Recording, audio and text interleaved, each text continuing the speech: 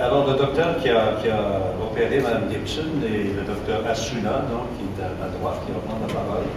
Saint Dr. Asuna, I understand, qui est professeur d'urologie dans le département de chirurgie à l'Université de Toronto, qui a reçu plusieurs honneurs, plusieurs récompenses. Best Basic Research de l'Association des urologues du Canada en 1996, qui s'intéresse particulièrement à la recherche fondamentale et clinique sur la fonction et le dysfonctionnement de la vessie. Une centaine d'articles scientifiques qu'il a publiés, plus particulièrement l'utilisation de la neuromodulation dans le traitement des troubles urologiques. Merci. Bonjour, bon après-midi à tout le monde. Je suis Dr. Asuna, je suis bien honoré d'être parmi vous. Excusez-moi, je suis venu de Toronto il y a quelques minutes, mais la question c'est que mon étude était toujours à Montréal. J'ai gardé à peu près 10 ans à l'hôpital de Royal Victoria et puis de Montreal Children's Hospital. J'ai travaillé là-bas pour à peu près de 80 jusqu'à 95. Puis après ça, j'ai déménagé à Toronto. Je ferai ma présentation en français, mais si vous avez des questions, me demandez en français, je n'ai pas de problème du tout, absolument du tout. Et puis si j'avais des questions en anglais, je suis à votre disposition. Alors,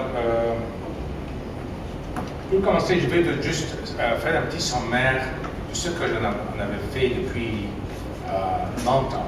La première stimulation qu'on avait faite, c'était en 1987, ici à l'hôpital de Royal Victoria. C'était un patient qui avait une vessie neurogène. On a implanté le patient avec un stimulateur. Le patient, dommage, c'est décédé après, disons, il y a à peu près 20 ans après, mais c'est toujours la fonction de la puce, du stimulateur, était adéquate.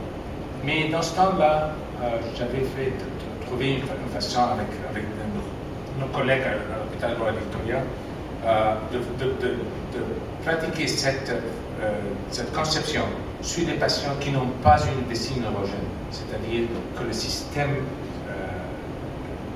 neurologique est intact, mais quand même, ces patients, comme Mme Linda par exemple a mentionné, sont incapables d'uriner. Alors nous avons un côté de la vessie, puis l'autre côté, c'est la vessie qu'on a parlé momentanément, la vessie qui est toujours overactive, qui relâche des urines sans attendre une permission de vous et ça commence à déclencher.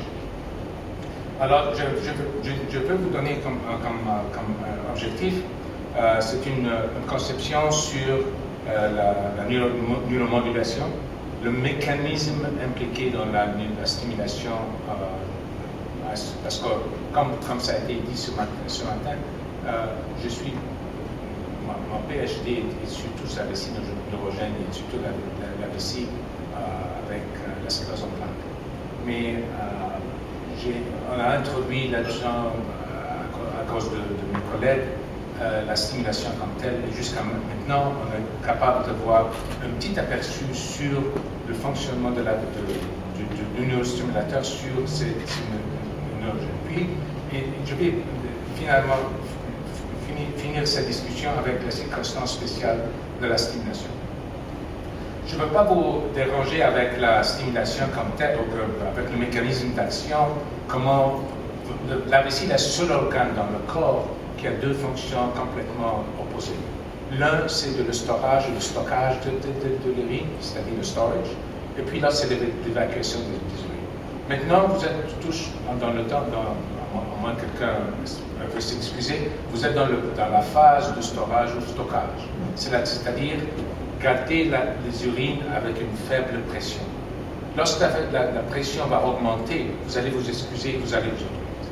Maintenant, le problème, c'est que c'est à votre commande qui dit à la vessie, OK, je me suis rendu aux toilettes, maintenant, déclenche la mission et commence à uriner. Mais malheureusement, quelques patients ne sont pas capables de faire ça. Alors, c'est un système compliquées, neurologiques compliquées. Je ne veux pas entrer avec des détails, supplémentaires. La partie qui était la plus importante dans tout, ou bien le maître de l'orchestre, c'est dans le pons. C'est la partie qui est dans le midbrain, comme on dit, ce qu'on appelle, je ne sais pas comment on peut l'appeler, mais c'est là où tout se commande. Maintenant, il y a quelques maladies, comme la sclérose en plaques, des maladies, par exemple, maladie vasculaire du cerveau, qui commencent à impliquer ce maestro, bien l'engin comme tel dans le pons. Et puis, dans ce cas-là, le patient commence à complètement utiliser ses réflexes ou bien de façon qui ne sont pas adéquates. Comment ça fonctionne, on ne sait pas. Vraiment, on ne sait pas comment le même puce qui est implanté dans le patient peut provoquer une vessie complètement calme pour uriner, comme Mme Gibson avait mentionné tantôt. Et de l'autre côté, c'est une vessie complètement instable, comment abaisser sa réaction. On pense qu'il y a une certaine inhibition dans le système nerveux. Cette vessie et ce stimulateur est important avec le patient lui-même. Peut communiquer plus ou moins facilement avec tous les nerfs du conduit vésical et fécal. C'est pour cela qu'il n'est pas jusqu'à ce temps-là, il n'est pas indiqué pour les patients qui ont une dissociation entre le cerveau et la moelle épinière. Cela veut dire les patients vessinogènes. Tous ces patients qu'on vient de parler sont des patients qui ont une vessie attachée au système intact, mais malheureusement, ça comporte comme si c'était un vessinogène. Alors, les indications comme telles, c'est les indications d'urgence mictionnelle. Le syndrome d'urgence mictionnelle, ça a été approuvé par la FDA. J'étais parmi les gens qui sont allés là-bas pour défendre la prothèse. Et le syndrome du urinaire, sans qu'il y ait une obstruction. Alors, c'est pour ça qu'elle est fantastique pour les femmes qui ont un problème de miction, sans avoir une obstruction. C'est-à-dire, les indications qui peuvent inclure sont les vessies hyperactives, le trouble neurologique pour sur le sclérose en plaques, spinal cord injury, comment dire, le syndrome de moelle épinière endommagée, mais à condition que le dommage n'est pas complet. Il doit y avoir une sensation de la partie inférieure du corps. Les cystites interstitielles, la dysfonction du muscle du plangé pelvien, ce qu'on appelle la douleur pelvienne, et échec du traitement conservateur comme les autres. Le contre-indication, c'est surtout les anomalies du parti de la colonne vertébrale sacrée. C'est-à-dire un patient avec ce qu'on appelle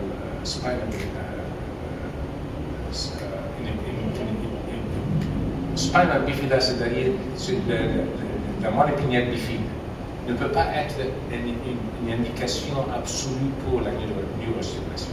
Parce que, je vais vous dire, parce que lorsque je fais la chirurgie, ou bien c'est fait, on dépend entièrement sur la formation du sacrum, de la partie sacrée de la colonne vertébrale. Si un patient avec capacité mentale limitée, bien sûr, n'est pas une indication. D'ailleurs, jusqu'à maintenant, les patients qui ont une stimulation du cardiaque, par exemple, du cœur avec une stimulation, ça a été oui ou non avec la stimulation. J'ai quelques patients, à peu près une douzaine de patients, qui déjà ont un stimulateur cardiaque, comme pacemaker, comme on dit. Et puis donc, jusqu'à maintenant, avec une petite modification dans le système, on a pu implanter ces patients comme d'habitude. Maintenant, une autre partie, c'est comment on va présenter ces patients électrostimulateur avec un MRI ou IRM. Le problème, c'est qu'on a fait même une étude là-dessus, sur les chats, sur les rats, les souris, et même sur les humains. On a prouvé qu'avec des modifications bien spéciales, c'était publié dans le Neurology de 2006, avec certaines précautions, on peut faire l'IRM sans problème dans à peu près une vingtaine de patients. Patient testé avec succès, bien sûr, si le patient ne présente pas un succès avec la simulation, comment dire, qui est... il doit y avoir un test avant de faire la simulation. Il doit y avoir, avant d'implanter, il doit passer ce test. S'il passe le test, il sera capable de faire l'implant. Mais si le test était environ 50% ou plus, ou moins de 50%, pas d'efficacité, la condition n'est pas complètement amenable pour une implantation. Cette 50% a été fixé par l'FDA. Certains centres d'urologie, par exemple à Sherbrooke, il insiste à avoir, par exemple, 75% d'amélioration. Mais le système, comme tel, a demandé 50% par elle. Où situe la thérapie dans le régime de traitement? D'habitude, tous les patients qui viennent nous voir ont été déjà triés par les autres urologues. Et si cet urologue juge que la stimulation peut facilement faciliter la mission chez le patient, on le considère acceptable. Mais l'important, c'est de faire ce qu'on appelle le journal mictionnel. Le journal mictionnel est une pièce très importante.